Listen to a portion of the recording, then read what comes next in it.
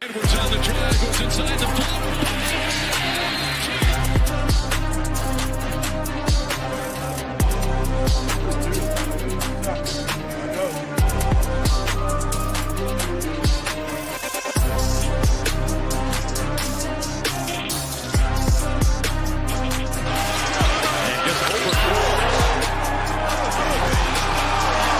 Turn him over again. Booker scoops it up. Booker brings the boom. We're back for a little NBA Hardwood show action. Got my boy DC two-man booth here talking some NBA action for tonight. I think 7 games on the DraftKings slate here. DC, you ready to roll with a little hoops talk? Yeah, absolutely. Pretty good 7-game slate. Got a new hat that I stole during my adventures with Travis Mangone. Picked it right up off the floor and claimed it as my own. So, yeah, all good, and hopefully picking some winners tonight. It sounds like Mangone just leaves everything on the floor from what I was It was witnessing. right between the tape measure and the cheesehead-filled cash basket was this hat, which is now mine. I just picturing the rest of Mangone's apartment. That's exactly how I picture it right there. So I couldn't even get in the barricaded bedroom. I don't want to know what was in there, but everything else. I think it's a good thing. I think it's a good thing that you could not get in the old barricaded bedroom. So even though I know you probably would have snapped some pictures and posted it on, that's why Mangone barricaded it. He's like, I can't have DC posting pictures of my friggin' bedroom. I kept asking him, you mind if I post this? You mind if I post that? He's like, yeah, go ahead. So I just kept firing away. Can't don't shoot the messenger, JSU. It's not my fault. Hey, no, I was all for it. I got a laugh from it. I thought it was funny that Mangone was like, I don't get why people think this is funny. And I'm just sitting there and I'm like, that's why it's so funny, Mangone. You don't even get it. You like it. That's the best part. Well, if you yourself found it funny, you would pick up the tape measure. It wouldn't be in a mangled mess in the corner. So, yeah, exactly. That's true. I guess that's what makes Mangone different, though. You know what I mean? Mangone doesn't care about that type of stuff. So, yeah, do you think the Valentine's cake is still untouched a couple days later? Probably. Most likely. If you don't know what we're talking about, you can scroll on over to DC's Twitter and you can scroll down and you'll see some nice pictures of Mangone's apartment and what he likes to do, his TV, where his TV is. And DC had a fun weekend at Mangone's apartment. So. I'm not sure fun is the word I would use, but a weekend nonetheless, yes. Interesting? I don't know. What interesting? Yeah, a little interesting. A better word than fun, I think. Yeah. All right, that's fair enough. All right, that's enough of Mangone's apartment. If you want to actually see what we're talking about, you can go over to Twitter. But DC, we've got a sweet little 7-game slate to talk about here. A bunch of games, starting off with the Celtics and Toronto locking at 7, and then you kind of got like a game at 7:30, a couple games at 8, and then 2 late games at 10 o'clock. Obviously, Luka playing his old team, which we'll get to. But overall, a pretty good slate. I will say, too, on DraftKings Sportsbook, they did just pop open a super boost. If you're on DK Sportsbook, you want to check DK Sportsbook out. They dropped the super boost just recently. I posted it in our Discord chat, but it's Luka, LeBron, and Kyrie to combine for 77 plus points at plus 100, down from minus 235. So if you want to check out that super boost over on DK Sportsbook, you can check that out. I hit it. DC hit it. Just a fun little super boost, DC. I'm not saying it's a lock by any means, but it's definitely a fun one to root on. I will say that. Yeah, we're going to hit the nuts in NBA tonight anyway, so a little extra profits on top of that. Can't complain. Exactly. So that's why I just wanted to throw it out to the people. If anyone's betting over at DraftKings Sportsbook, go check that out. But DC, anything before we dive into the slate, anything from last night action here, the OKC Minnesota game? I know you're a Minnesota guy. I don't know if you watched that game, but that game was awesome. Any takeaways from that game? OKC, I mean, anything? Yeah, I had a busy night last night, so I actually didn't watch any hoops at all, but Okay. historic, a very strong comeback from Minnesota by everything, the Yeah. highlights and everything I read about it. So impressive. Yeah, OKC was up like 20 something, Yeah. and Minnesota came back, made it a game, and Ant had a sick block on SGA with a bad calf and all. He made sure to let everyone know too as he walked back to the locker room how he had a bad calf. That's why I love Ant Edwards, because he just always lets people know. It doesn't even matter. He does it all the time. But yeah, it was a sick game. It was great. It was a great game. And I will just say, I don't understand how OKC is the favorite in the West. I don't understand how they're the favorite to win the chip, or they have the same odds as the Celtics. That's like crazy to me. It's absolutely insane. I get their team is super talented, but at the same time, this team has got a ton of issues when it comes to the postseason, specifically with their best player, because their best player, his game is predicated on getting to the foul line. I know he's great, but that is like one of his best weapons. And in the playoffs, he's just not going to get the same calls as he's getting in the regular season. We saw it last playoffs against the Mavericks in the second round, where, in multiple of those losses, of the 4 losses, I think 3 of the 4 losses, he shot less than double-digit free throw attempts. It's not shocking to me that they went and lost a lot of those games where he shot in the single digits for free throw attempts, DC. And it's just, I get it. Their team is really good. I also thought it was very good of Finch after the game, the coach from Minnesota, to come out and talk about how it's annoying playing OKC because they constantly foul and then you can't touch SGA on the other end. He's like, he's getting ready for the playoff series, potential playoff series, if they have to face them, like just putting it in them now, like, hey, listen, like this is bullshit. Like they foul a lot and then we can't touch SGA. So like what gives? So I thought it was very, I thought it was good smarts from Finch after the game talking about. Yeah, it makes a lot of sense to kind of plant that seed, obviously, against a team that you could very well play in the playoffs this year, next year, whatever it is. So smart coaching there, I think. And then, I mean, we've seen the free throw merchants really fall short in the playoffs oftentimes, right? James Harden has a very pedestrian free throw record. Joel Embiid, very pedestrian playoff record, not free throw record for Harden and other guys too. So it makes sense. I mean, they let them play more in the playoffs, as they should, and those free throw attempts do dry up. And the defense learns how to play you too and not foul and kind of get real close to that line, but maybe not cross it the more often they see you. So good win for the Wolves. Maybe you never know. Like a win like that is a win that could make a team take a step forward, right? And kind of realize the talent that they have, believe themselves a little bit more. Again, not saying that's going to happen for sure for the Wolves, but when you got Anthony Edwards, maybe you can flip a switch and do some damage. Can't write him off quite yet. I thought it was really interesting. There was one of those shows they asked, like, who would you rather have if you were starting a team like SGA or Ant Edwards? And I think majority of NBA fans would say SGA. I mean, he's the leading, the MVP of the league. He's going to win the MVP. Like he's the leading vote getter.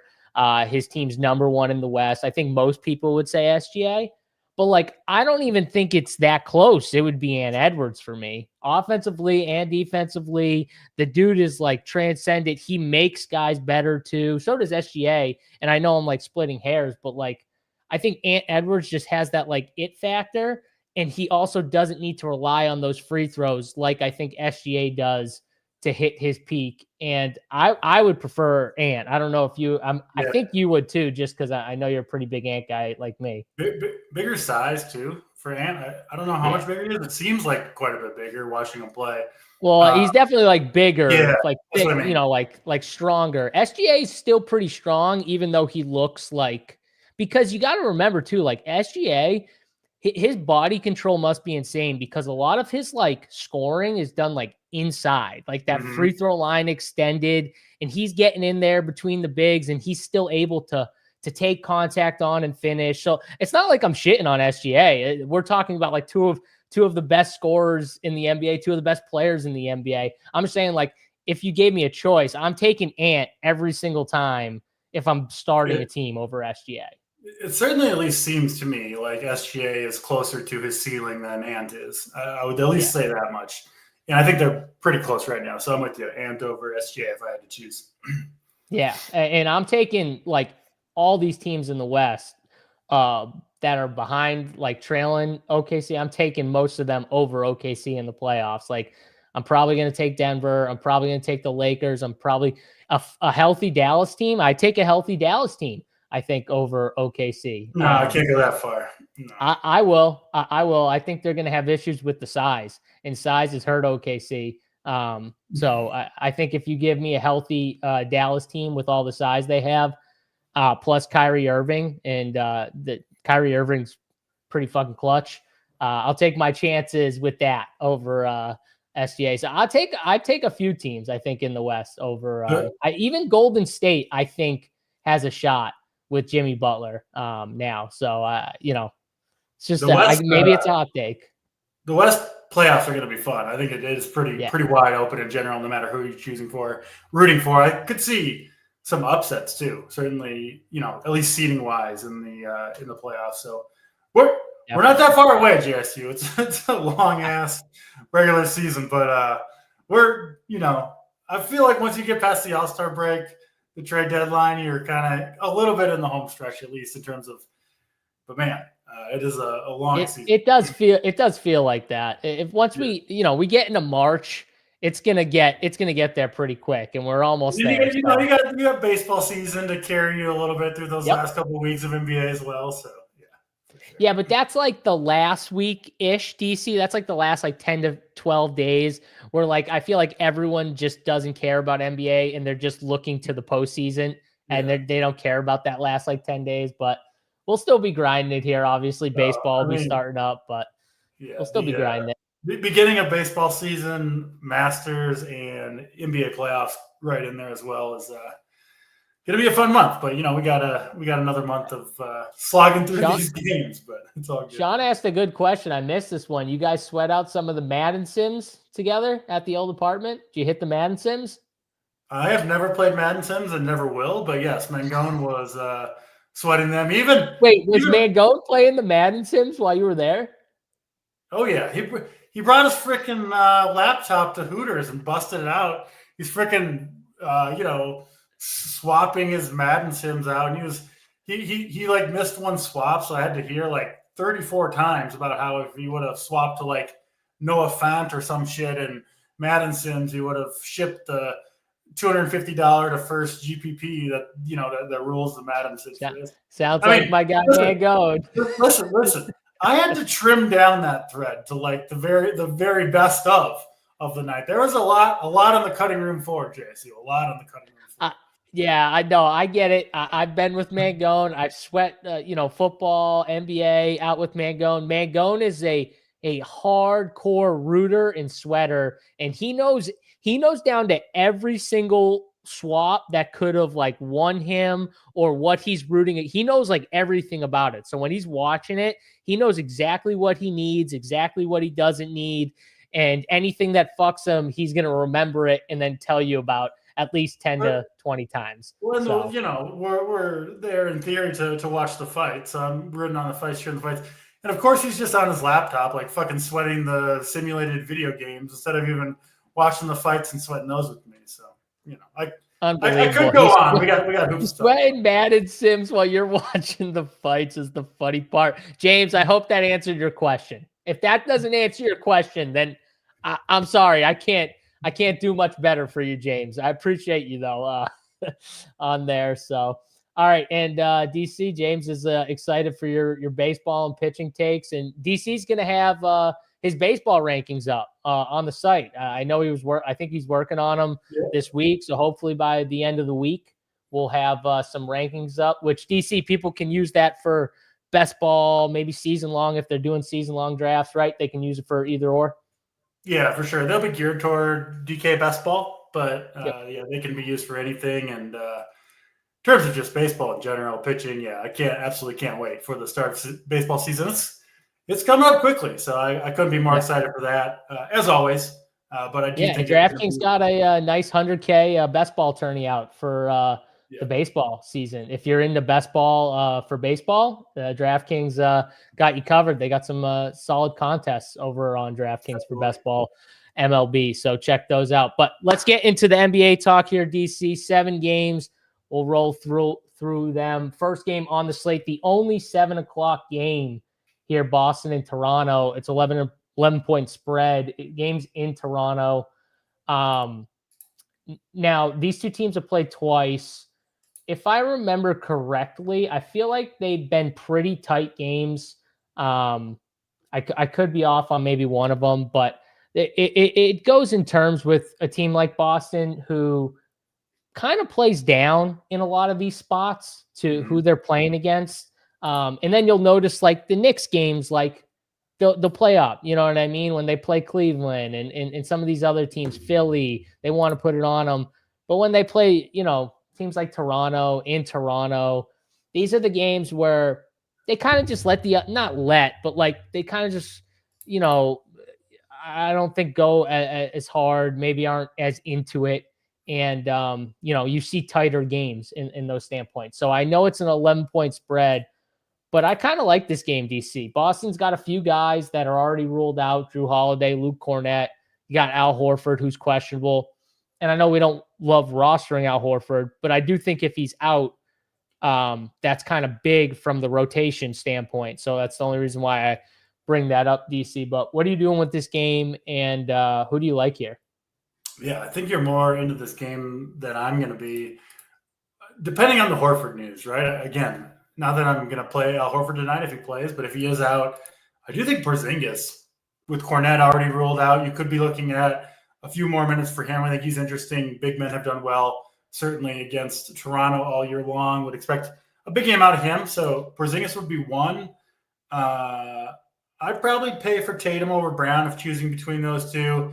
And then I do think with Holiday out, White is a pretty solid play at 6,700. And even our guy, Peyton Pritchard, you can look to him at 5,200 if you want kind of a low-owned value play, right? Nobody's going to want to play him early. The minutes and production can kind of be a little bit all over the place, but we've seen a lot of 35-plus point fantasy games out of Pritchard this year, especially when one of his fellow guards is out. So I do think if you want to get a little bit different early, which isn't, typically our advice, and that I think holds true tonight, is, you don't want to necessarily play the value play. And DC might have left me for a second. So I don't know. He was about to talk about how he didn't like this game, and then he kind of dropped off and kind of put me into it. Like, we don't normally give this type of advice, but I'm going to actually give the opposite advice from DC as he's coming back out. I kind of like this game. And DC, you dropped off. I think you're back with us now. I think you were finishing off. Oh, nope, he's not there. So, all right. Either way, I'll hit my points real quick, which are pretty much this slate to me. I get what DC's saying. Like, a lot of times on certain slates, you might want to backload. You don't know about news. You got 5 games in an hour window between 7 and 8 o'clock. Then you got 2 games at 10. But at the same time, I do think this Boston-Toronto game is a game that's a pretty solid game. You've got guys like RJ Barrett, Emmanuel Quickley, guys that I think are priced pretty fairly and have been playing really well in their roles recently. Quickly's kind of got the dust off a little bit, put up 50 and 40 fantasy points his last 2 games. I know it's a little tougher spot against Boston, but, no Drew Holiday's got to help it a little bit. And then who knows who else they're missing too. And then RJ Barrett is another guy who he's had some monster games against Boston here. He's only 7,200 as well. I think both guys are very much in play. Orlando Robinson's been starting for this team the last 2 games. He's actually played pretty decent too when he's been out there. He is 4,100. I don't think you need to play him now. He was like in the 3Ks. He was like, 33, 3,600 last two slates.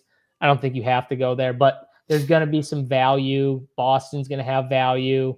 And I like Porzingis.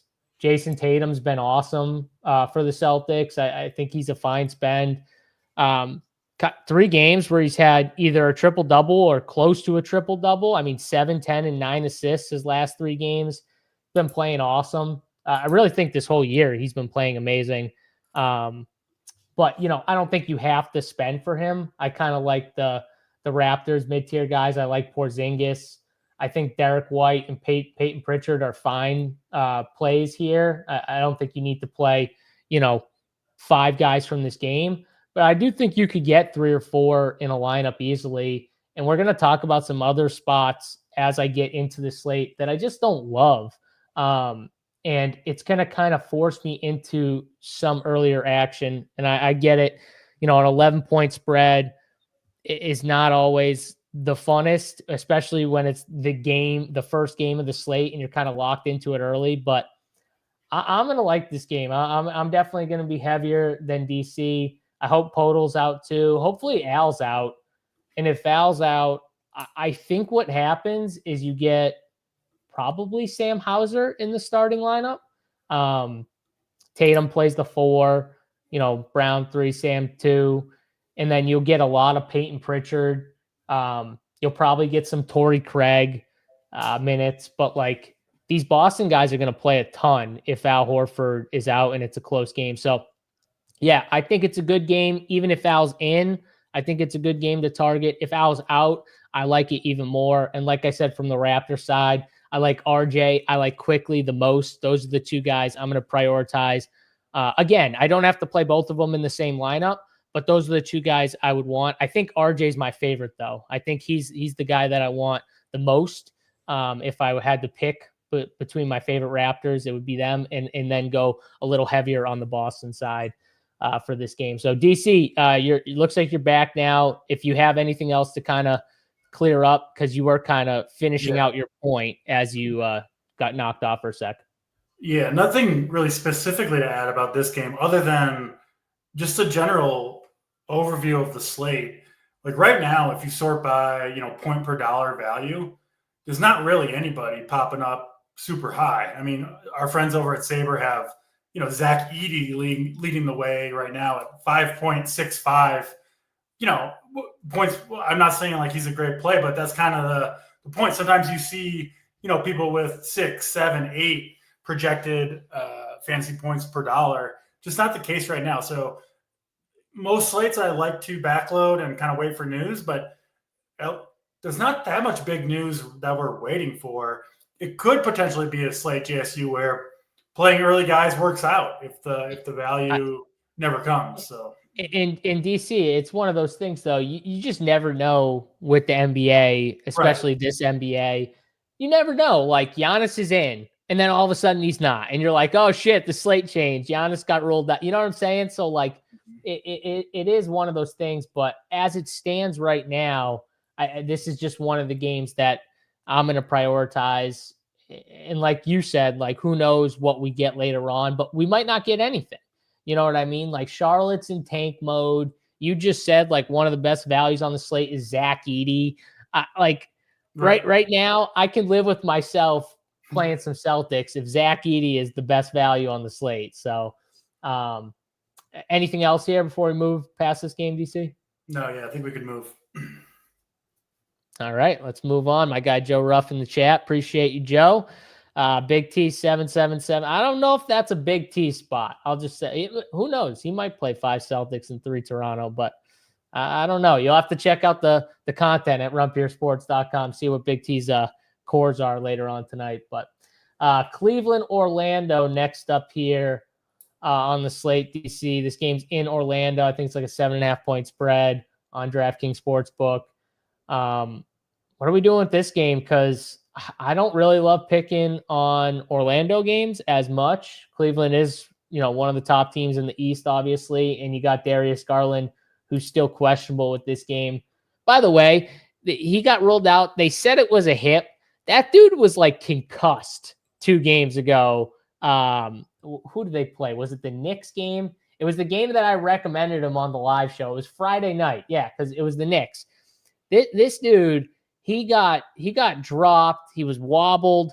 He laid on the ground for felt like 10 minutes. He gets up. They make him like come out of the game, DC, and then he's like, "No, I'm good." So he's like waiting to check himself back in and stuff like that, which I appreciated because I was like, "Yes, this dude has heart." But man, the rest of the game, he just looked like discombobulated. He looked like he was wobbling up and down the floor, running to the corner, standing in the corner, which is not really him, by the way. Like he'll do it on occasion when Mitchell's like, flowing and stuff like that. But he looked off. And I, as someone who's had a concussion before on the basketball court and the way you like get up, and it just reminded me of like, this dude feels like he has a concussion and they're just letting him go out there in a regular season game and just playing through it. But whatever. They said hip. We'll see if he plays tonight. I feel like he's probably going to play tonight, DC. But maybe they give him another day. He did look pretty banged up after the Knicks game. But if he's out, I mean, we saw Ty Jerome when Darius Garland's out or Donnie Mitchell's out, like even the minutes don't really increase, but the role just increases for him. And he just dominates. He crushes in these spots. What are we doing with Ty Jerome if Darius Garland's out? Yeah, the Knicks-Cleveland game, we were on the show together, I know, that day, because we were both high on kind of the game stack there. Yeah. And we were both worried, too, that the game could turn into a blowout, because we knew it was the second half of a back-to-back for the Knicks, and you just knew they were no Josh Hart. They weren't going to play any defense. You knew Cleveland was going to put up a bunch of points, and the Knicks just couldn't make enough shots to keep it close. I had numerous game stacks that were looking awesome, and then, of course, fizzled when none of the players got any fourth quarter run. But I did watch the game because I stacked it, and I did notice the Garland stuff. I'm with you. My guess is he's back for this one game against Orlando. We'll say Cleveland is in like really firm control of the Eastern Conference. They've got a 6-game lead on Boston and a 10-game lead on third place New York. So to add into all the tanking shenanigans we're going to see, like it's not even a close race at the top of these leagues. Like, yeah, Cleveland up by 6 over Boston, up by 10 over the Knicks, and up by 14.5 over the Bucks. So super spread out at the top of the Eastern Conference as well. But I do expect Garland back. If he plays, I think you can, mostly safely ignore Cleveland if you want to. If you want to play a Mitchell or Mobley, who I think is just a really underrated player, playing awesome right now. I think these guys are fine. But again, not priorities. Just don't love playing players against the slow-paced, good defense that Orlando brings to the table. The Magic, I think you could make a better case for them here. They're at home. They're in more of a pace-up spot. This is a bigger game for them than it is for Cleveland. Magic in 7th right now, really playing to win every game. They kind of need to. So the Magic Stars, I think, look good, but I'd assume it would be Mobley guarding Banchero here, which would probably take me – I'm usually choosing between Banchero and Franz Wagner. I think I would go Wagner with, I think, a tougher matchup individually for Banchero. So that's where I'd be on that game. But overall, I definitely like Boston and Toronto better than Cleveland and Toronto. And I don't love Boston and Toronto. So probably not going to end up with a ton from this game. Unless Garland is out, then I do think it becomes quite a bit more interesting. Yeah, James said, talk me off the Cole Anthony train, please. James, if you rostered him last time out against Washington in a spot like that, and you just got killed, you know what I mean? It's tough because at that point you feel invested. Like, I know if I fade this guy, he's going to go off for 40. What I'll just say about Cole Anthony, though, is even if he gets like 33 or 34, like, you're not like dead because he got 33 or 34. Yeah, that's a good game and stuff like that, but it's still an overall tough spot. I will say, like, from a price standpoint, he's the guy that sticks out, DC. If you said to me, like, with all the pricing and stuff, who kind of sticks out on the Orlando side, it would be him. I'm just going to go, though, with, like, I think Peyton Pritchard's in a pretty good spot, and I think he's going to be much lower owned for tournaments. So I think he's a really good pivot off of someone like Cole Anthony in this spot. And Brittany asked about Torrey Craig before. I do think if Al's out, Torrey's going to have a role, Brittany. So, I mean, he's 3K. I don't know, if he's going to play, 10 minutes, 15 minutes, 18 minutes, whatever it is. But I do think he has a role. So at 3K, you could probably make the case if Al's out. So, but yeah, I'm not playing Cole Anthony, DC. I only play, like 1 to 3 teams normally. And I'm probably not going to go there in this spot. Probably the same. Our friends at Sabre do have Anthony projected as the 3rd best point per dollar point guard on the slate as it stands. Yeah. They got Pritchard actually up there pretty high and similar ownership between the two. So I bet more people play Anthony, but interesting to see them as of right now kind of projected very, very similarly in price. And if Garland's out, DC, does Jerome hit for you? Are you in on Jerome if Garland's out? 4,700? Yeah. I'm in on Jerome with that. Although only 23 minutes last time out. Did he get in some foul trouble? I know he had the big game, but he only played 23 minutes. So he had some fouls, yeah. But, I mean, again, though, like, even in those spots, like, he gets, like, normally he'll get, like maybe upper 20s minutes, but it's not like he's playing, like, 35 in these spots. You know what I mean? He just – the thing with him is he gets the ball in his hands a lot more because the way the Cavs maneuver through their rotation – DG, Darius Garland, and Donovan Mitchell, one of them's always on the floor. So when one of them's always on the floor, Ty Jerome's not going to have the ball in his hands all the time.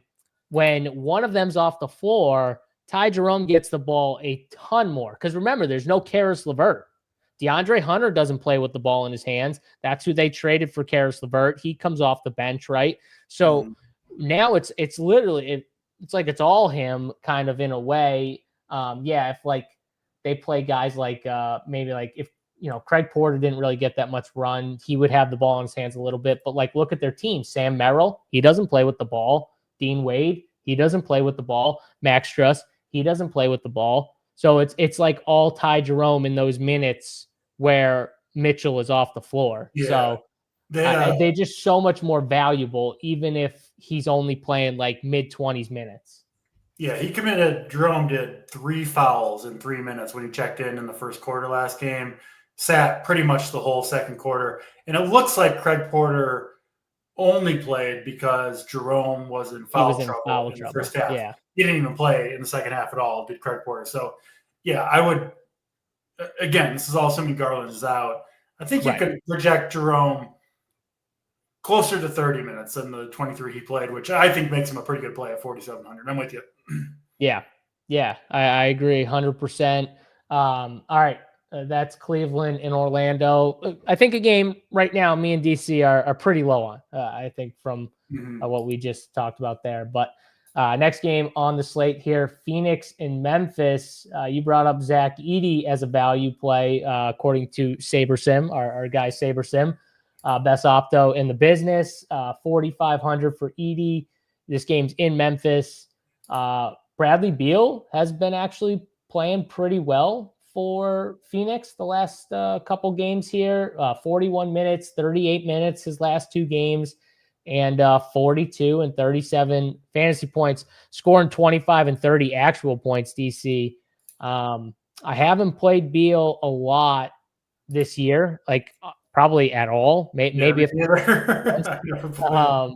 but 6,400, those minutes combined, like he does seem like a decent play on this slate.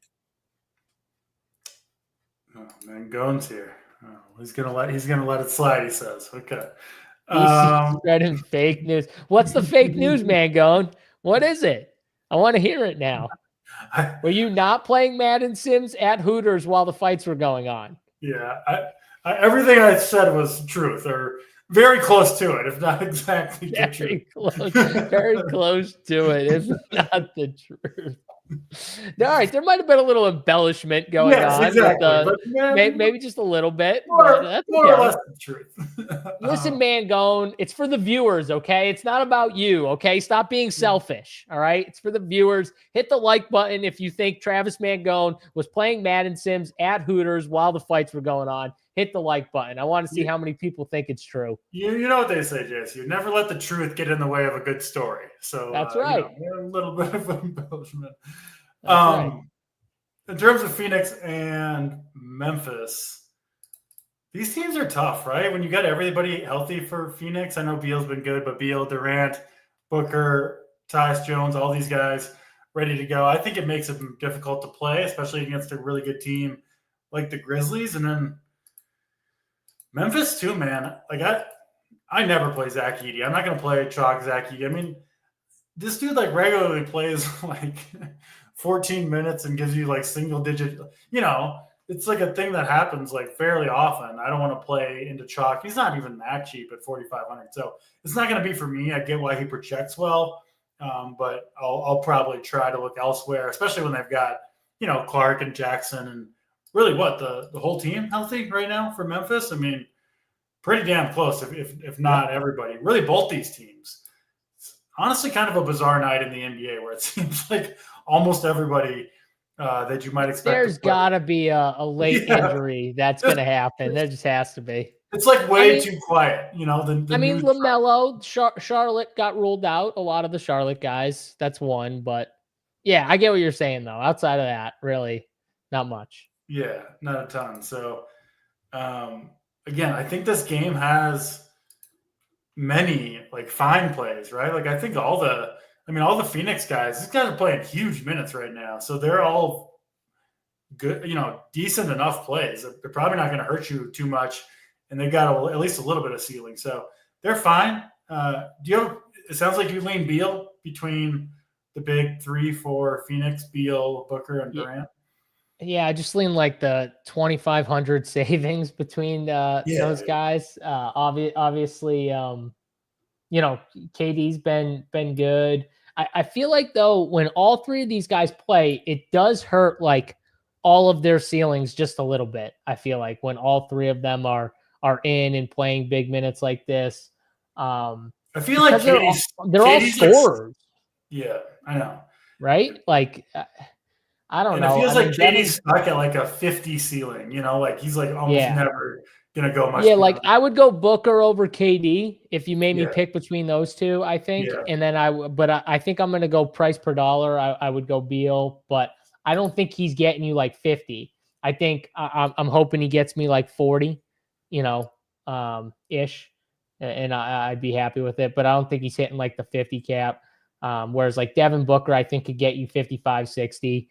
I don't think he will get 60, but I think he could potentially get you in that 55, 60 range. I feel like John Morant needs to start bringing guns to strip clubs again because he's not quite the same player. He's got to get his mojo back. Did you see that yam? Did you see that yam he had? What was it, like 2 nights ago or something like that? That thing was sick. I'm blanking on who he yammed it on. Do you play much John Morant? I almost never play. I never play Memphis when they're fully healthy because this is another team that in the beginning of the year too, they were backing off a lot of these guys' minutes, especially John Morant. It felt like he was rarely breaking like 31 minutes.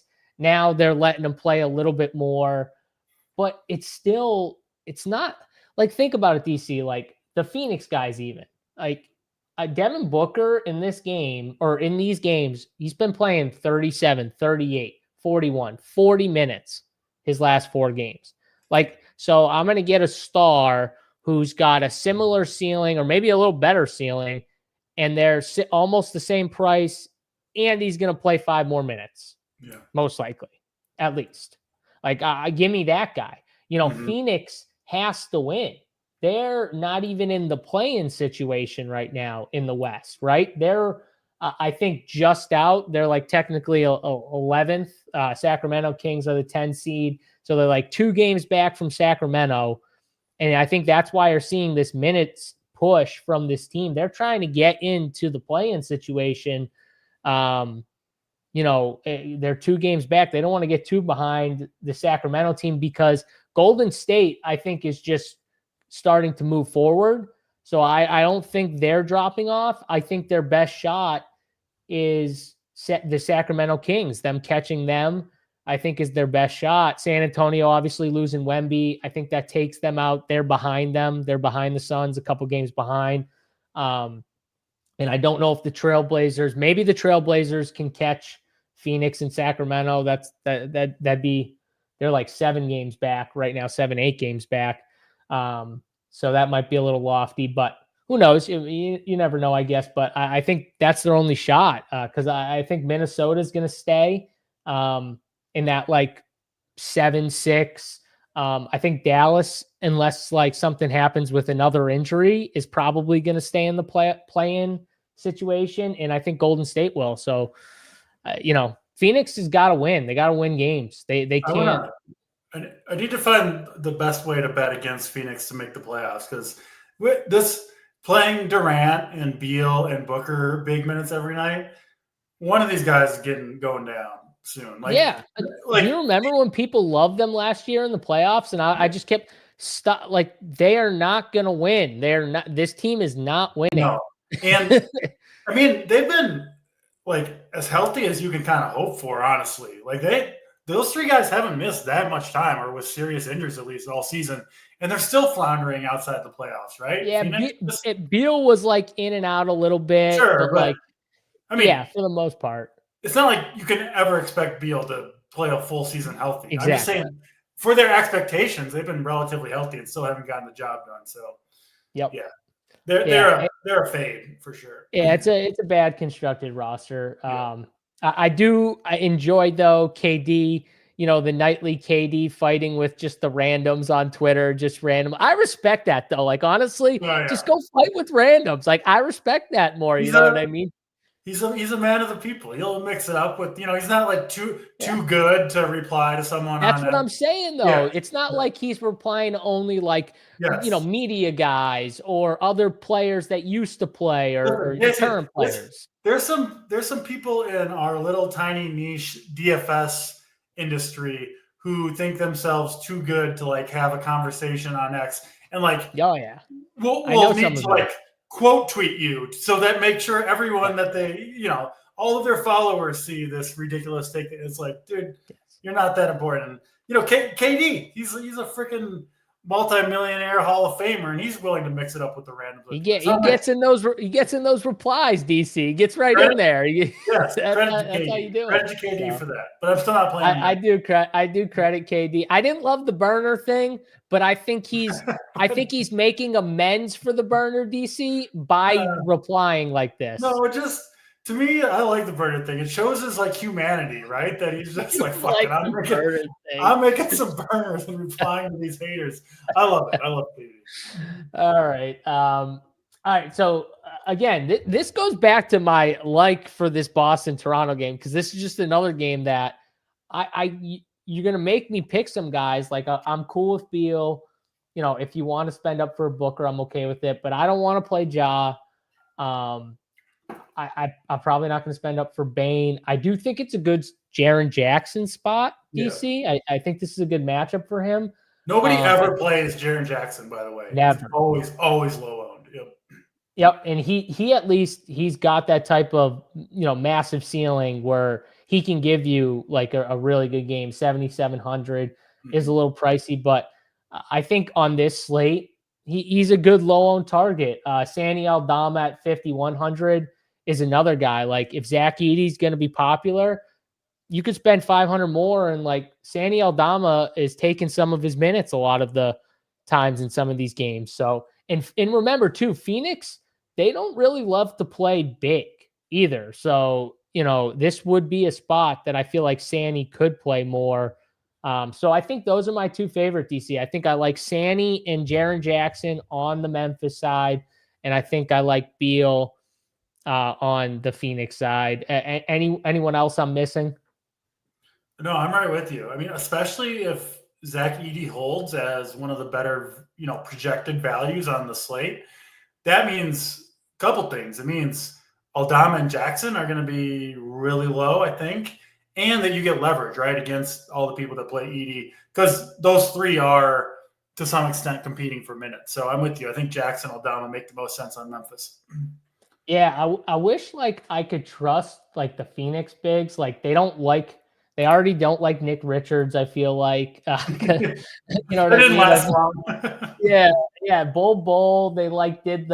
They did the 2 or 3 game experiment where he got like 30 minutes and he dropped 40, 50, and then like 26. And then they were like, fuck that. We're going away from the Bull experience. His fantasy points look like a bell curve. Like he like peaked and now he's like back down the others.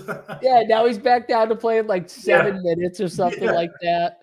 Just sitting there, and I'm like, all right, well, it was fun while it lasted, Bull. It was fun while at least I have the first game where you dropped 40 on Big T's head after he said he was a bad play. At least we have that, brother.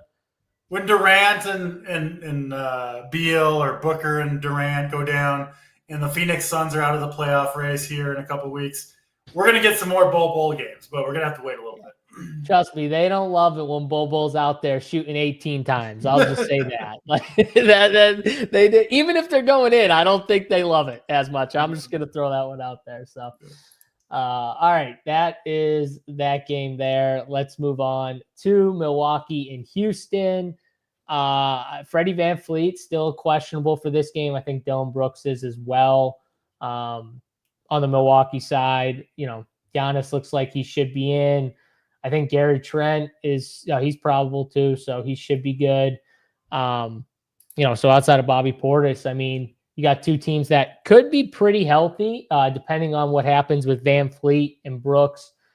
Jabari Smith has been back for a couple games now. DC dropped 30 first game and then 7 in 1 for 8 from 1 for 8 from the field, 29 minutes against Utah. So you get the full Jabari Smith Jr. experience. 5,200 though, if some of these guys are out, like that might be a decent value on this slate. Yeah, it looks like his minutes, yeah, he kind of jumped right back into it, right? 38 minutes that first game back after almost 2 months off. You almost never see that, and obviously had the bad game. Maybe no surprise, right? Back to back after playing your first game in 38 minutes after missing 2 months. And then obviously throws up the stinker against Utah, but has had a couple days off now and should be good to go. So yeah, 5,200 for Jabari, I think makes some sense. Obviously, you know, what do they have? Brooks, Tate, anyone else questionable? VanVleet. So we'll see with Houston. They could also potentially be a team, JSU, that gets a little bit crowded, right? Like VanVleet has missed a bunch of time. Jabari missed time.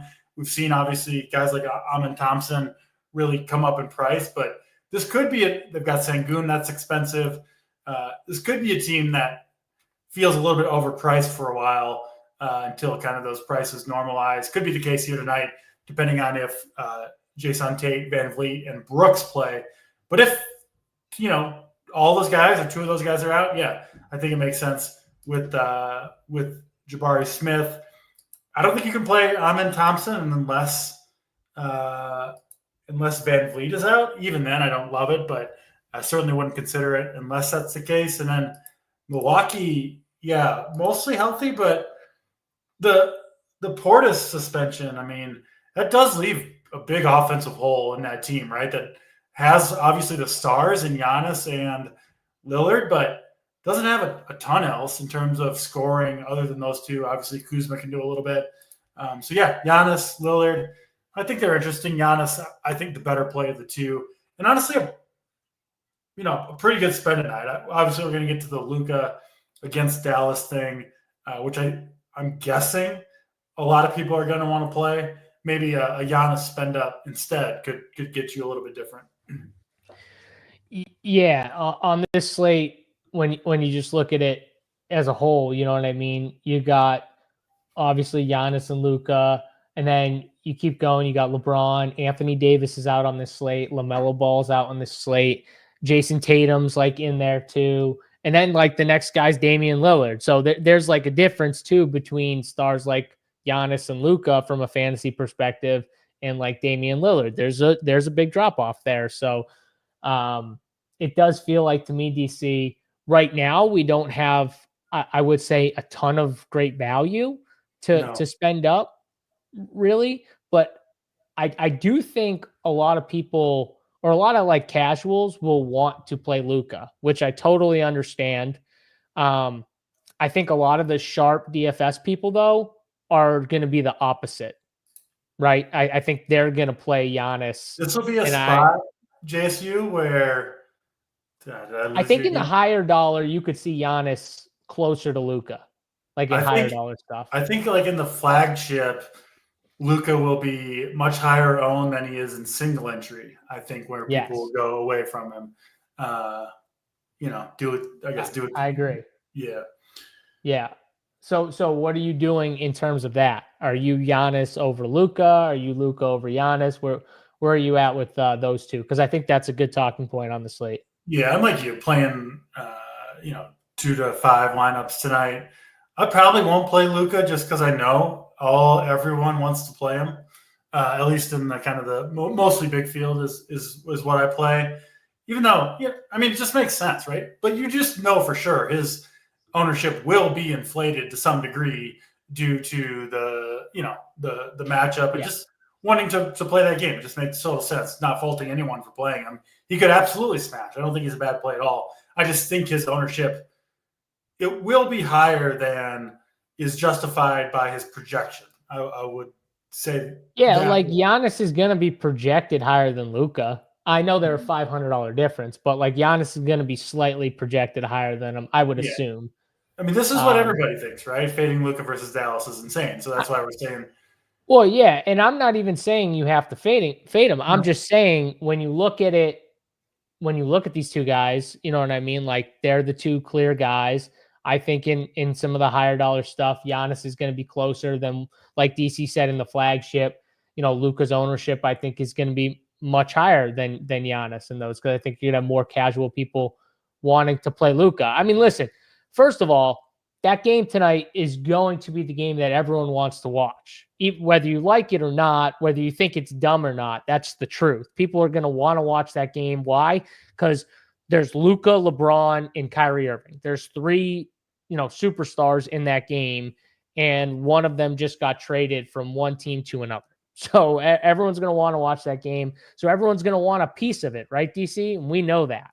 So as DFS players, you can take advantage of that if you want, if you think the ownership is going to be drastic. That's all we're saying. Because honestly, to me, I don't.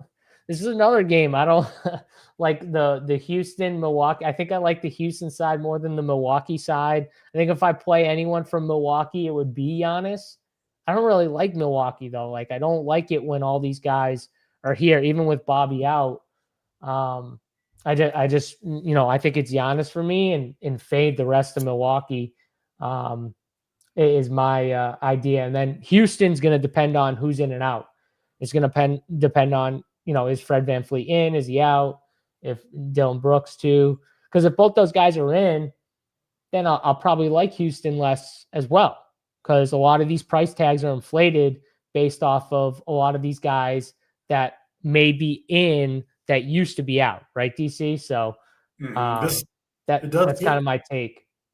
That makes sense. And this slate it feels like to me one where I'm going to keep pushing back my team, hoping for injury news that never comes. Dude, you're going to play Luka. You're going to end up playing Luka. I'm going to end up with Luka and a bunch of fucking shitty Charlotte and Warriors guys on my team and just absolutely despise my team by the time it goes off. Feels like I know what I'm going to my team is going to be literally, it's going to be Boston and Toronto, and it's going to be like LA and Dallas or the two late games. Like that's what it's going to be. It's going to be the first game on the slate and then the last two games. You can go out to dinner between the two. Exactly. Yeah. I get a quick bite at 9:30 before the games lock at 10. So yeah. All right. Anyone else from this game, DC, that you can even consider, or did we kind of hit on everyone? I think we touched on most. I don't think I would play Giannis and Lillard together, though, and definitely prefer Giannis between the two if you're choosing. All right. San Antonio, New Orleans, last 8 o'clock game on the slate. Now, this, DC, I'm kind of surprised from the value side on Saber. Kelly Olynyk isn't a higher value than Zach Edey. He is 4,500. He's up there too. Don't worry, JSU. You got Olynyk. Oh, okay. I Yeah. was surprised when you said Zach Edey was 1, because honestly in my head I was like, Kelly Olynyk's got to be 1. He's 4,500. Kelly O's checking in at number 6, so not too shabby for. Okay, I mean, honestly, 6 ain't even that. Come on, Saber. He's better than 6. Look at that hair. He's way better than 6. But I will say, I do kind of like his role. He's always been a guy that can get fantasy points when he gets the minutes. He just hasn't really gotten minutes, in Toronto. He never really got serious run there. Put up 14 and 15 last time out, 35 fantasy points. I think as the slate's constructed right now, like Kelly O's a good value play. He just is. I mean, he's not going to probably play, 35 minutes, but mid to high 20s, I think he can get there at that price tag. So I kind of like Kelly O. I think other guys you can consider in this game, are definitely these mid-tier guys. Like I think Chris Paul, he had a bad 2-game stretch here, but 1 for 10 last time. And the game kind of got out of hand in 25 minutes, 5,800. I think he's playable. Keldon Johnson's been really good off the bench. I think he's playable. Jose Alvarado, I kind of like. Misi at center. I do like Kelly O better than Misi, but I think he's in play as well. So I think it's more like the mid-tier guys for me, DC, in this game. I'm probably not going to get up to the CJ McCollums. I don't know why they priced Shohan at 6,500. He was like 68 or 6,900 last slate. I was like, I wasn't going to play him at like 4,800 or 5,100, whatever it was, 2 slates ago. And then you put him at 6,900. I was like, okay, thanks. Now you just can't touch him. So he's not in play. Devin Vassell hasn't been playing very well in this stretch. So, I probably won't go there. Zion and Fox. I think they're I think De'Aaron Fox is a decent spend.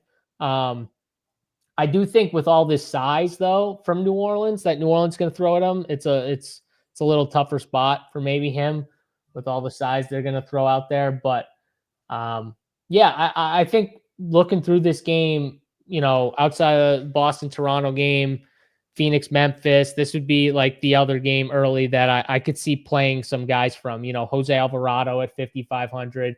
There's definitely plays in this game, DC. If this game doesn't get out of hand, if it stays close, I could see this, game being a winner. Yeah, expected to be high scoring, expected to be relatively close. These two teams did just play in their last game. Spurs only put up 96 points in that one. A couple days ago. I'm a little just worried about the Spurs team right now. I mean, you lose Wemby like that, like just a freak thing where you didn't even really like suffer an injury on the court or anything, right? All of a sudden he's just gone. Right after you traded for De'Aaron Fox, what they just announced that Popovich. Such bad timing. Bad timing. Popovich not coming back.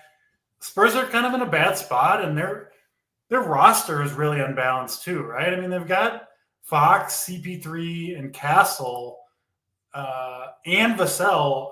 Arguably, their 4 best players, all got, without Wemby, obviously, all kind of guys who have somewhat similar roles and need the ball. So this is a team I just don't like how they're constructed. Listen, I think Fox is a fine play at 8,700, but by no means a necessary play. And Sohan, I don't know, someone at DraftKings decided that nobody's going to be playing Sohan for a while with the $6,500 price. They said, no, he's off the market. I don't think anyone's paying the $6,500 for Sohan. Any interest in Biyombo at 4K? No Bassi tonight. He played 30 minutes last time out. 4,300, put up 35 fantasy points in that one. Good matchup. And they don't really have much for big men. I think he's a little bit interesting, Bismack Biyombo, if he starts at 4,300. And then I actually like the Pelicans side of this game a little bit more. I think Misi, Olenek, both good plays. Wouldn't play them on the same team, but I think I would expect at least one of them to get there. And then, yeah, I think Alvarado and Murphy are fine plays as well. But Pelicans mostly healthy now too, and yeah, I guess we'll see where it shakes out injury wise. But yeah, I will say too, like I think with them having like Olenek and Misi playing big minutes, it definitely hurts some of the peripherals of some of these other guys, like Trey Murphy, even like Zion a little bit.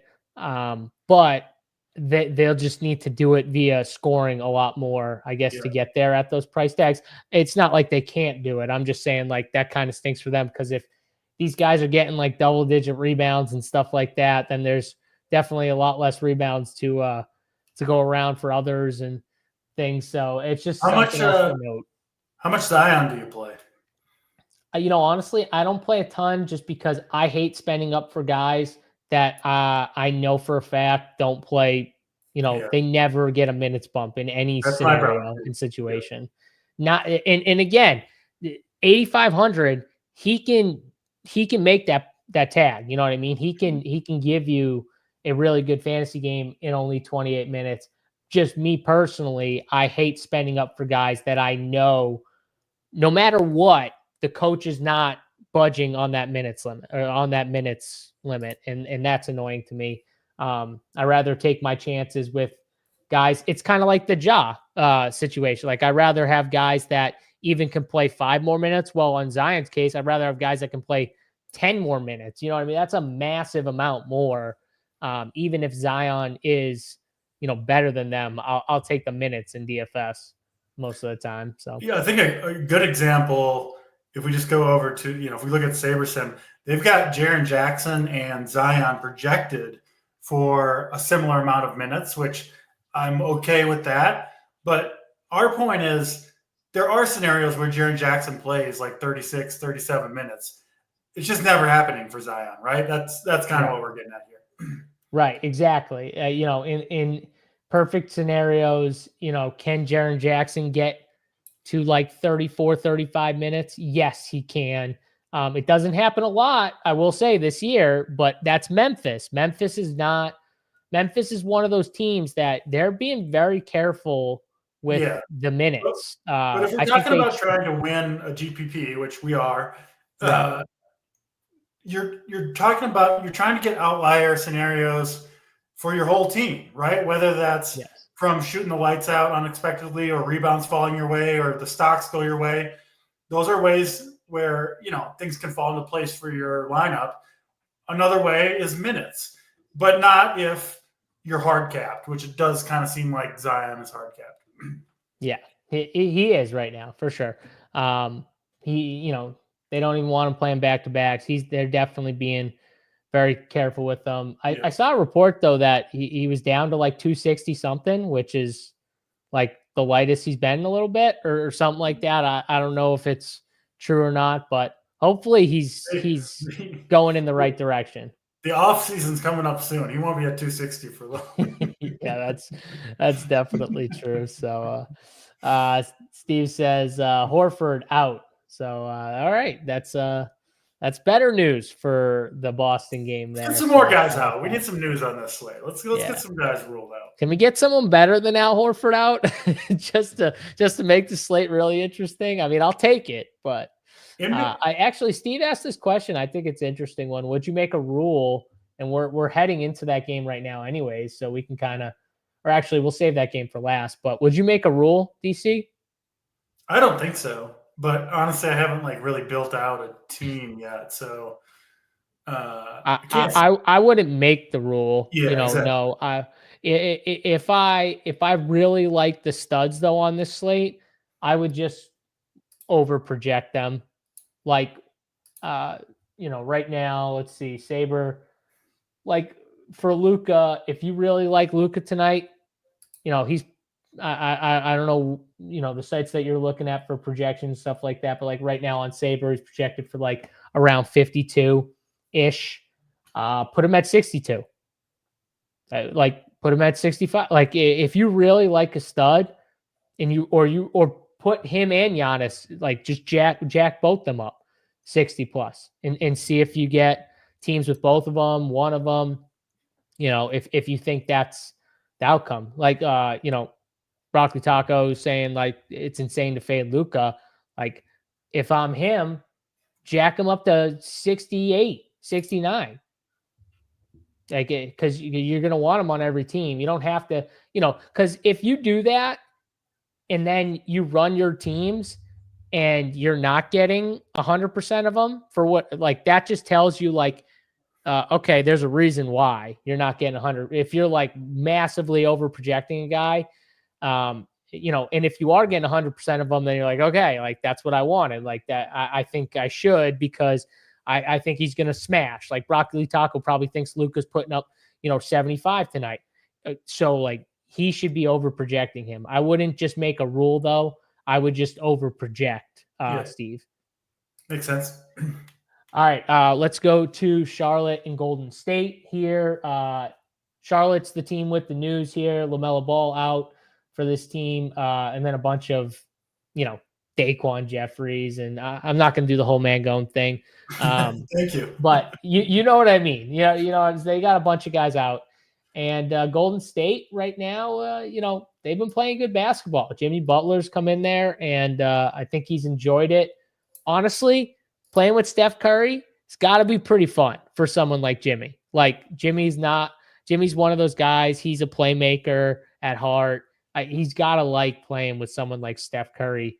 And even Draymond, who I don't like some of the stuff Draymond does, but Draymond is a very high IQ basketball player. So I'm sure Jimmy respects that about Draymond. So, on the level of basketball, they can, full respect to each other, I bet. So I think they've come in and I think they probably gelled pretty good, at least those three guys.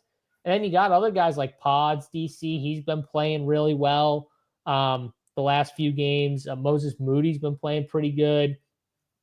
It's just in terms of the price tags, like what are you doing with the Golden State side? Yeah, I mean, no surprise that at least in the short term, this always happens with Jimmy Butler, right? When he finally forces his way off yet another team, gets to the new team and plays well and things look good, at least for a while. So no surprise that Golden State is playing better ball. I just don't think the legs are young enough for this team to make a real playoff push personally. But yeah, I mean, Butler, Curry, Draymond, I don't fault the Warriors for at least giving it a shot here in the kind of the twilight of Steph's career. So we'll see what they can do going forward. In terms of tonight, I mean, you got to expect Golden State to play well, put up points against Charlotte.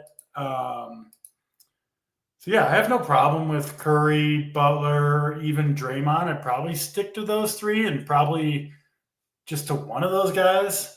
And even frankly, even beyond that, I would probably need not a lot of news elsewhere to end up on the Warriors guys. But I do think they're all fine plays. And then Charlotte, we'll get to the player who has surpassed Mr. Zach Edey as the top projected value by our friend Saber, Mr. Damian Bowe. I think that's Damian Bowe. Is that how we say it? Damian Bowe. Is it Ba or Bo? I don't know. I'm sure Chad can tell us. Chad, give me the pronunciation, exactly how you say it. Come on, I know you can do it. A sneaky play he is not. I'll say that. I don't think anyone's sleeping on this guy. What has he played the last three games? 27, 32, and 26 minutes.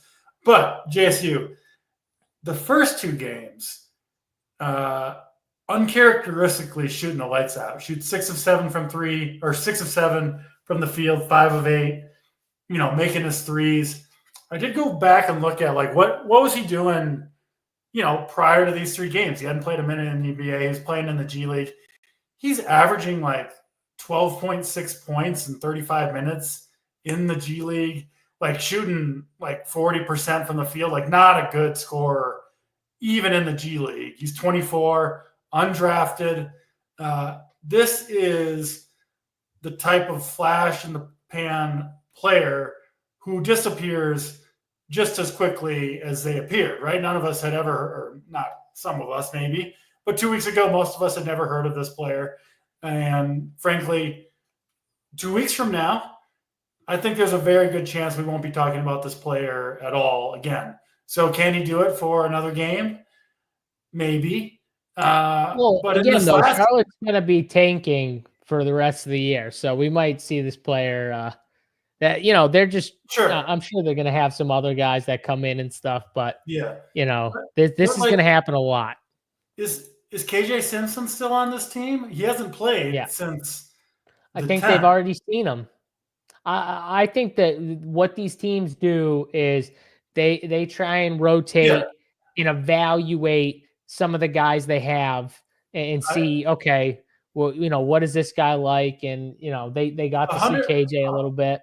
100% I agree with you. But my point is, I don't think he would have played all these minutes if he wasn't having like some of the best shooting games that he's capable of. Then it falls apart for him in the last game where he can't make a shot and they lose by 42 points. If it goes bad for him again this game, I think there's a very reasonable chance they say, all right, your 2 minutes are up, Mr. Bo. Let's, Simpson, let's see what you got tonight. Like, again, that's not a guarantee to happen. But if you look at the projection, you would think that there's no chance that could happen. And that this guy's minutes are secured. And that's not really the way I see it. That said, he's 3,600. I don't think he's a bad play. But if he's going to be the highest owned guy on the slate, which I think he could be, I'm not sure that's, I don't want to start my team with David Bowe and Zach Edey at a combined 60% ownership is what I'm saying. Yeah. I mean, I don't know. Like, he seems on the surface, he seems like he's a pretty solid play at that price tag. Ago, though, that, like, Alfred Payton was the massive chalk, right? Right. And listen, what happened though was Alfred Payton, even in close games, wasn't really getting the big run that everyone thought. You know what I mean? He got that one game against Orlando where he played like 32 minutes.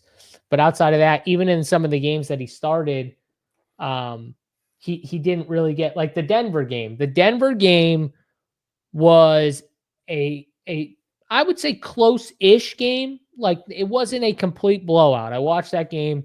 Was not a complete blowout at all. Alfred Payton started, played 16 minutes. And really his rotation, it was like 4 or 5. It was like 5 minutes-ish at a time. And that was really it. It was light. It felt like he was just starting, but he wasn't really the starter, is kind of what it felt like, which teams do, you know what I mean, with veterans and stuff. Philly's done it before, with some of the guys, some of their older guys like Reggie Jackson in certain spots where they start, but they only play like 4-minute stretches and they don't really play a ton. And the Jeff Doughtons come in and play 30 minutes or whoever. So I'm not saying that teams that, but like Damian Bao has been a guy who is kind of taken over as like the full role. So I do think that at 3,600 in this spot with them down so many guys, he does make sense. But I get what you're saying. Like, could it be KJ Simpson in theory, or Seth Curry comes out there and plays a little bit more? I mean, maybe, but I feel like with someone like KJ, they know what he can do. KJ's pretty good. I think he's better than this kid, but right now they want to see what this kid has. And I think this is his like stretch DC is, and you might be right. He might have earned. I think his stretch, what I'm saying is I think his stretch might already be coming to a close here, starting tonight. Okay. He definitely earned it though with that good shooting performance, those 2 good shooting performances he had. So yeah. I think I'd rather be a day early pulling the plug on Mr. Bo than a day late. But I mean, fair. Listen. What about any of these other guys? What about any of these other guys like Nick Smith, Josh Green? Can you play any of these other guys? Because I think they're kind of priced out, in my opinion. I agree with you. Not trying to play a ton of Charlotte. I mean, Bridges has had like put up 74 against Denver a couple games ago. He's had some big games. The ceiling is there for him. So I do think he's okay at 8,200. But man, Charlotte is rough right now for sure. And honestly, I say all this, and then I wouldn't be shocked if I ended up with David Bowe just because, I feel like he's going to be in a lot of teams to start the night, right? And if there's no news, everyone will just end up stuck on him. I could see that inflating his ownership even further. Yeah, I don't see much else from Charlotte, to be honest. And in the Golden State side, I hate doing this because it is the NBA and anything can happen. But man, I think they're playing really good basketball right now. Unless they just look past this team, this should be a game where they just dominate. So I'm probably going to be lower on this team. If this game somehow stays close, though, then these guys are going to crush. You know what I mean? I think Podziemski, Jimmy Butler, Steph. I think all those guys could have really good games. So, we'll see on that. But I'm lower on that game. If you think Charlotte can keep pace, I mean, it wouldn't be a terrible game stack here with a Curry. See, I don't. I don't. Yeah, no, I don't think they could keep pace. Me neither. But I'm with you. I think it's funny though that they had LaMelo play yesterday and Mark Williams rest, and then Mark Williams play today and LaMelo rest. It's like, all right, you guys clearly are done with Mark Williams. Like, you're ready to just cut his ass at the end of it. Because in theory, wouldn't you want Mark Williams and LaMelo to play together and then rest together, so they could play together? I don't know. It's just a weird. Should cut LaMelo while they're at it. Get LaMelo out of there and start winning some games for once. LaMelo needs to be able to play one full season healthy. If he could ever play one full season healthy, I'd be thoroughly impressed with him because he's a hooper, but he gets hurt all the time. I mean, he is a big wuss when it comes to injuries. That guy's always. I suspect LaMelo is not putting in a lot of extra work in the gym on the injury prevention front.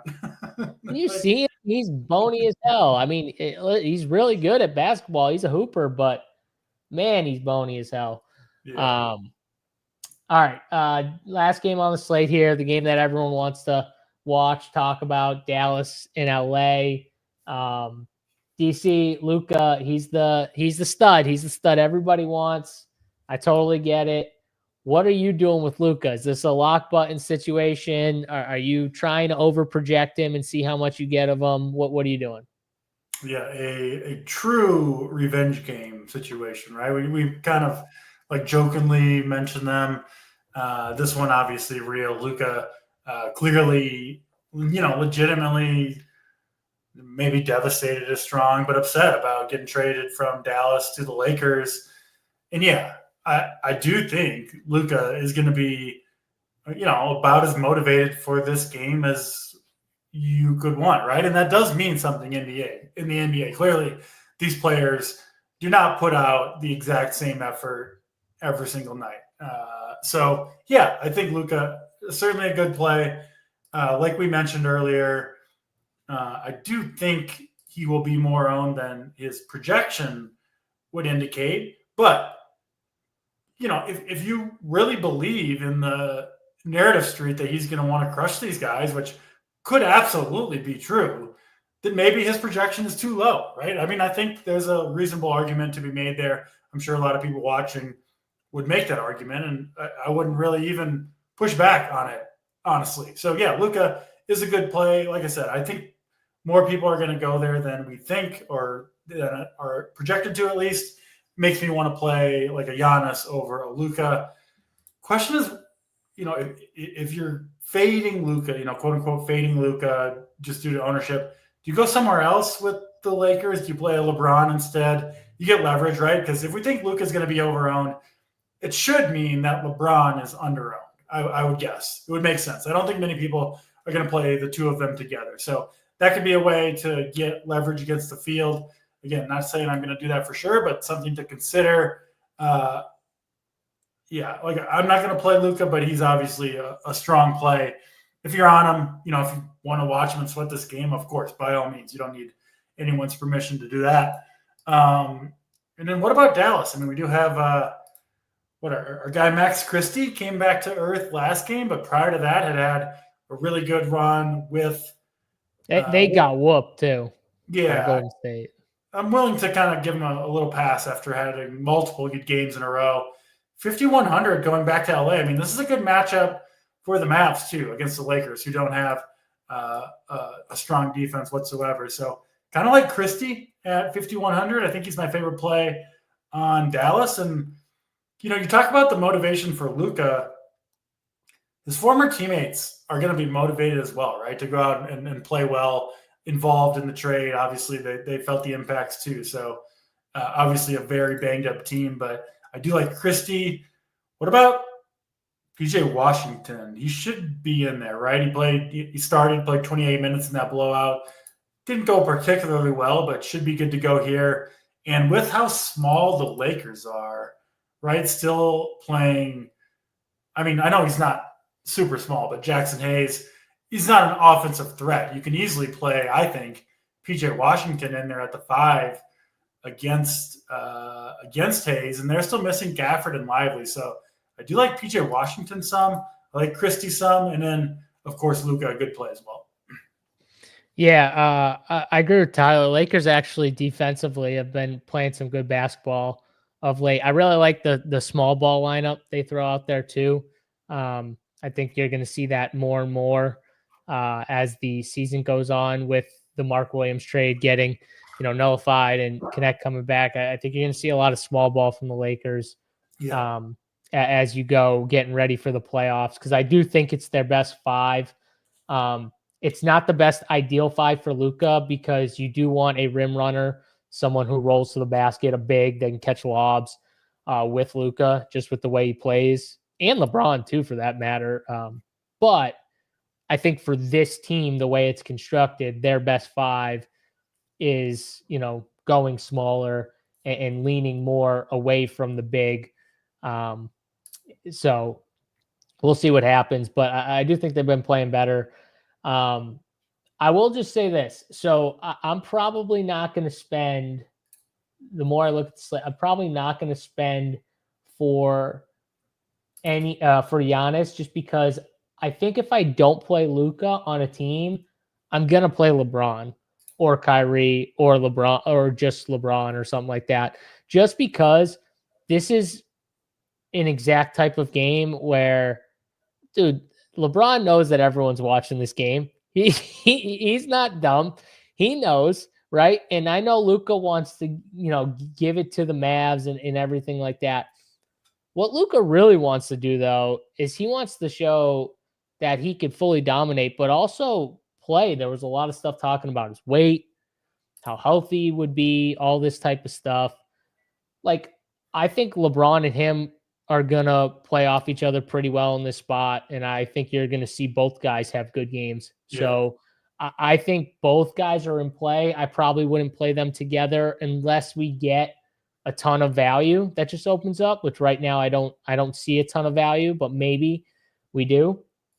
But I think my studs are going to come from this game, because I do think Kyrie even is a pretty good stud on this slate. He's another guy, like, his projection, probably not that great, but I think he's someone that you can over project in these spots, because when Kyrie's on, he can get you 55 plus fantasy points, even close to 60.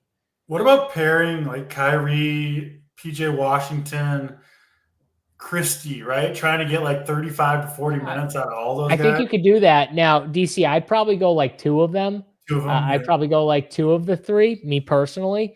Yeah. But those are the 3 that I'm interested from Dallas. Like, it's those are the 3 guys that I think have to have big games for Dallas to compete. So that PJ Washington's huge for them right now, with all these bigs out and stuff like that. He's definitely big for them. We think Max Christie's good, but he's not going to project well for anyone. So if anyone's playing him, it's just because of the game environment itself, the Lakers Dallas thing. But I do think he's a fun little play. So I think though, like, I'm going to spend up more in this spot like you said, Kyrie and PJ, and then you got LeBron and Luka. Probably won't play Luka and LeBron together, like I said, but one of them. And I'm just going to kind of over project both of them and see where I get with those guys. And, outside of that on the Lakers side, I don't really see much else that I need. You know what I mean? Like if you're playing on like the 2-game slate, then you can try like the Dorian Finney-Smiths of the world, the Jackson Hayeses that are mispriced. But I think on the main slate, I'm going to skip those type of plays.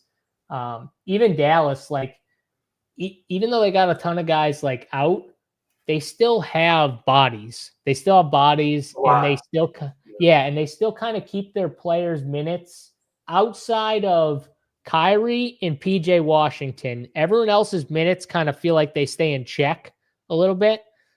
So it kind of hurts all their upsides at their price tags.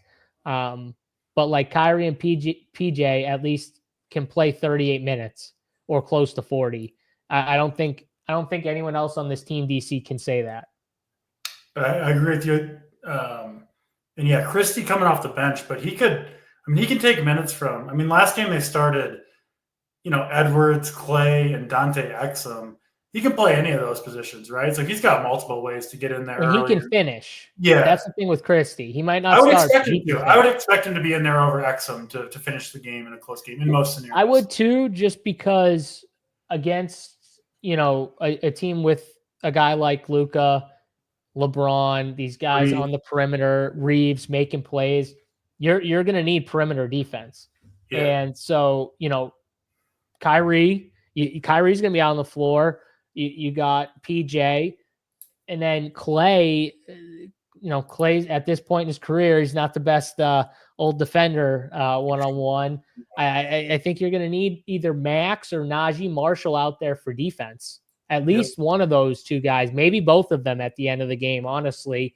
And you could play that. You know what I mean? You could go Kyrie, PJ, Clay, Christie, and Marshall at the end of the game. That could easily be the 5. So, I think he's got a good chance to, or he's got a shot to finish the game for sure. So, all right, that's all 7 games, DC. We did it in under 2 hours, so pat myself on the back for that. Let's get the plays of the day, and then we'll get out of here and get all the content up. RunPureSports.com. RPS15 is still the promo code, 15% off of your weekly or monthly payment. If you guys want to try it out, use that code RPS15. Baseball's around the corner. Get in now before it starts to get really rolling. PGA's starting to roll, getting ready for the Masters. Those guys have been crushing it. So check us out. DC, you got to play for the people. We're going to stick with this last game that we talked about and go with Mr. PJ Washington. I know currently listed as questionable, but he's played a couple games now with the ankle injury he returned from, right? Same thing that he missed the time with, and he's played 2 in a row.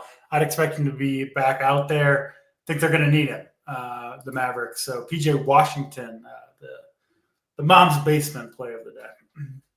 I like it. I like that play of the day. All right, I'm going to go with, I like that game, DC. I think, that's one of my favorite games. My other favorite game, though, that we touched on was the first game here with the Celtics and Toronto here. So I'm going to go back to this game here. I'm going to go to Mr. Kristaps Porzingis here. I think my second choice, JSU. I think Toronto, I think they're going to struggle guarding Kristaps here. I think he's going to get some good opportunities. And the way Tatum's been playing, man, he's really doing a great job getting everyone else involved. And, especially the regular season, right, DC? Like, Tatum will get his, like, naturally he's going to get his, but I think it's good that he's really getting others involved. And I think Kristaps is, all these guys out.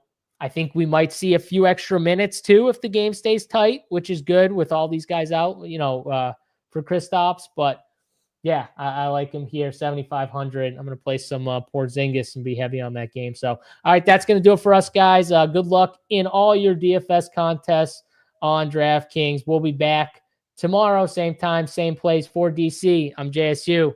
Catch you guys later. We're out. Peace.